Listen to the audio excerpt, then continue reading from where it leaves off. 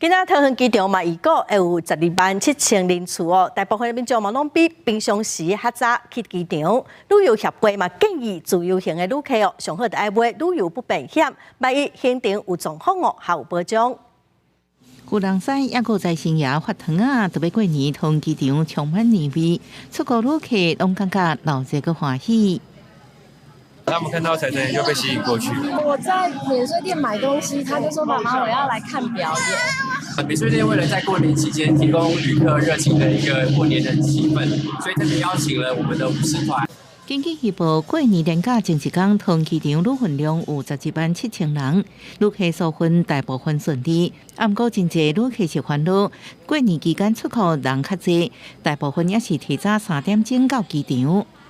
一个当然是为了我们的这个check in 比较顺畅，然后我们也是担心说快要春节了会比较塞车塞人这样子，所以我们就特别提早来。所以我们这样提早多久？3个半小时。会担心那个春节人特别多吗？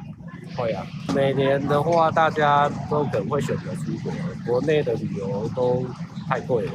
桃园机场预估今年春节数分9天，旅运量会达到116万人次，比去年12天数分人数89万人次，加出17万人次。航空公司上面在人多的时候，也有可能会有机会超卖的现象。这种就是大量的这种就是旅客人潮的时候，也会建议要先投保旅行不便险。